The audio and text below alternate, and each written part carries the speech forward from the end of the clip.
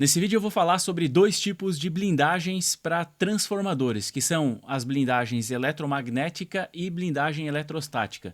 Esses dois tipos de blindagens têm objetivos diferentes, elas cumprem funções diferentes e são executadas de forma diferente também na hora de construir um transformador. Se você tem interesse nesse tipo de assunto, se inscreve no canal, ativa o sino para receber as notificações e ser avisado quando novos vídeos como esse forem publicados. E deixa o like também, porque isso me permite continuar gravando aqui no canal da Brasiltech. Pessoal, então indo direto ao ponto aqui, eu vou começar pela blindagem eletrostática e depois eu falo da blindagem eletromagnética também. Bom, a blindagem eletrostática ela consiste em tentar bloquear ou amenizar, atenuar o acoplamento capacitivo entre as bobinas primária e secundária de um transformador. Então, quando você tem uma construção de um transformador, normalmente uma bobina está dentro da outra, né? Então se enrola uma bobina primeiro e depois a outra bobina é enrolada por fora, isso tudo dentro de um núcleo. E essas bobinas elas não têm contato elétrico, porém elas estão muito próximas, então existe um acoplamento capacitivo.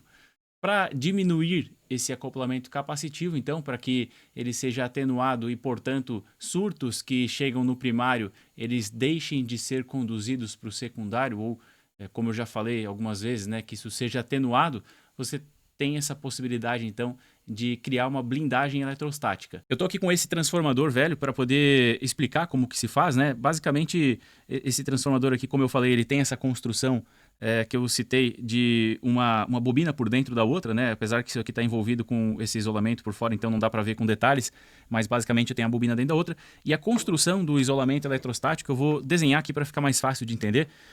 Então, olhando, deixa eu ver como é que eu vou desenhar isso aqui. Vamos pensar no núcleo do transformador como se fosse só uma barra, assim. Eu não vou fazer todo o núcleo completo, né? Vamos pensar nele somente como uma barra.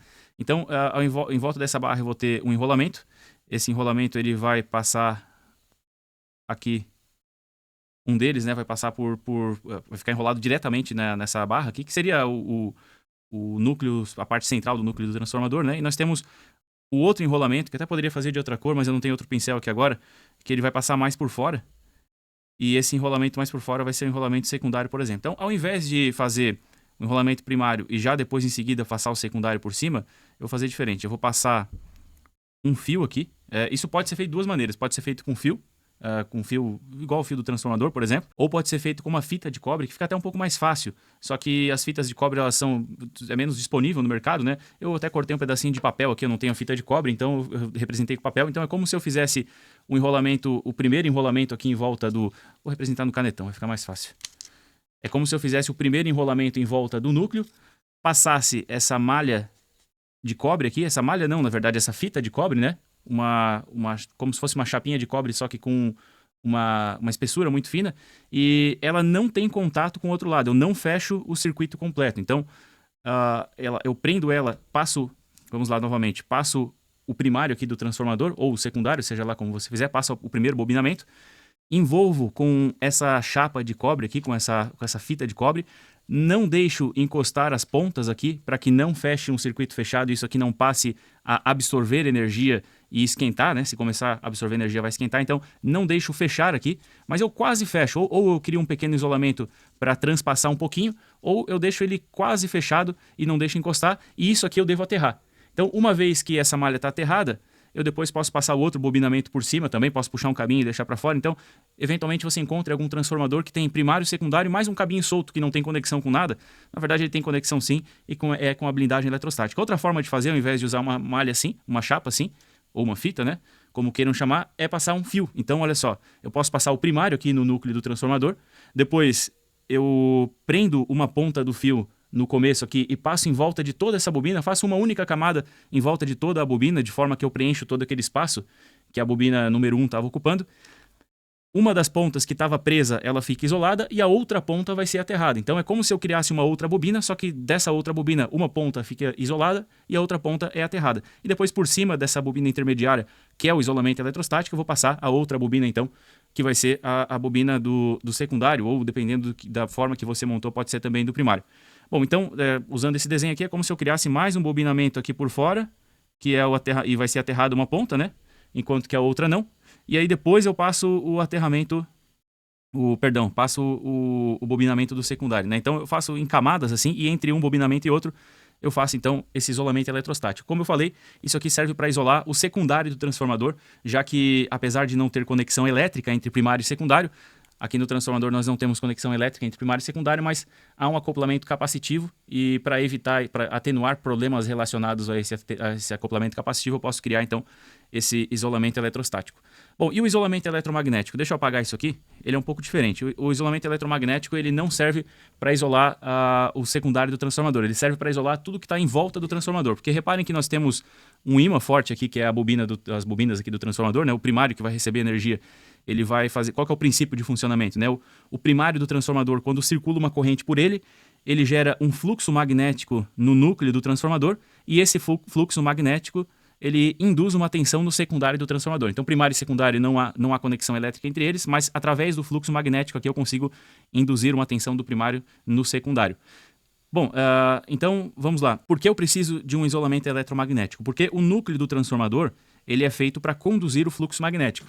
Ele tem uma baixa relutância. A relutância é a grandeza que mede essa facilidade ou dificuldade do fluxo magnético passar por um material, né? Ele é como se fosse a resistência elétrica, só que ao invés de se opor à corrente, ele se opõe ao fluxo magnético. Então, um material de baixa relutância ele vai permitir um fluxo mais fácil. E por isso se utiliza um núcleo no transformador, porque o ar ele é um mau condutor de fluxo magnético, então eu uso o núcleo do transformador para conduzir esse fluxo. Porém, ele, assim como um condutor de cobre, por exemplo, ele é um ótimo condutor, mas ele não é perfeito. Aqui acontece a mesma coisa, o núcleo que ele também não é perfeito, então apesar de eu ter um fluxo que vai respeitar um sentido aqui no transformador, então ele vai variar se a corrente é alternada, o fluxo magnético ele vai se inverter também, então tendo um núcleo aqui, esse fluxo ele vai ora andar nesse sentido aqui, né? Ora ele vai estar nesse sentido, ora ele vai estar no sentido contrário também. Isso variando de acordo com a tensão. Bom, só que apesar desse fluxo percorrer por dentro aqui, ele vai também percorrer um pouco por fora. Então vamos supor que agora está nesse sentido, eu vou ter um pouco de fluxo magnético aqui por fora também. Ele vai preferir sim o lado de dentro, mas ele vai também por fora. Para evitar esse fluxo por fora aqui, eu poderia, por exemplo, vou citar duas maneiras aqui de impedir que esse campo magnético externo aqui, esse fluxo magnético, ele interfira em componentes, né? Eu poderia ter um outro componente aqui do lado, por exemplo, vamos supor sei lá, um controladorzinho aqui, eu tenho um capacitor.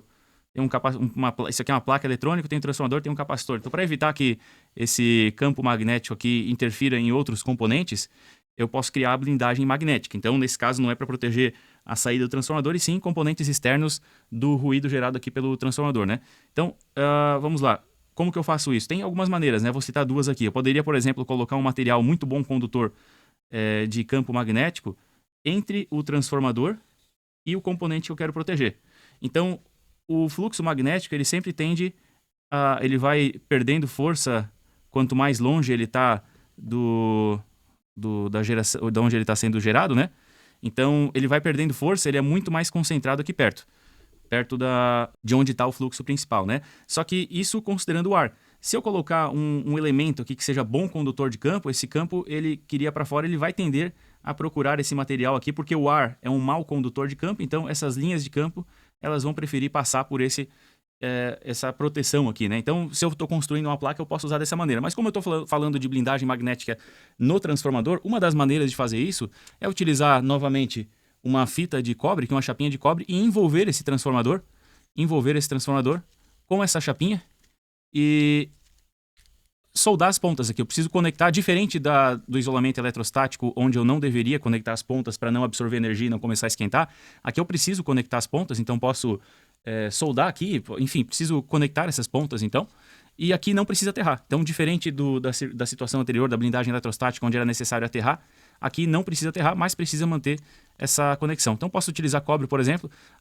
Esse campo aqui ele vai gerar uma corrente nesse material, e essa corrente aqui ela gera um novo campo que se opõe ao campo principal, que é o campo principal. Então, essa blindagem aqui nesse transformador, dessa maneira aqui, como eu citei, ela vai se opor a esse campo que está saindo do transformador. Então, é uma maneira de facilmente você criar essa blindagem aqui, inclusive mesmo depois do projeto já concluído, né? Então, se você está tendo problemas em um projeto que já foi executado, essa aqui é uma maneira de criar uma proteção que não foi considerada no momento da concepção do transformador. No caso da blindagem eletrostática, no momento de enrolar o transformador, você já precisa considerar essa blindagem. Agora, a blindagem eletromagnética não, você pode facilmente fazer uma blindagem depois do projeto já executado. Ou você pode utilizar um transformador que você já tem também para um novo projeto e adicionar essa blindagem se necessário. Hoje em dia, poucos transformadores saem com isso, exceto em equipamentos mais sensíveis, né? Mas isso já foi muito mais importante em momentos em que a nossa eletrônica não era tão desenvolvida e era muito mais sensível ao ruído, né?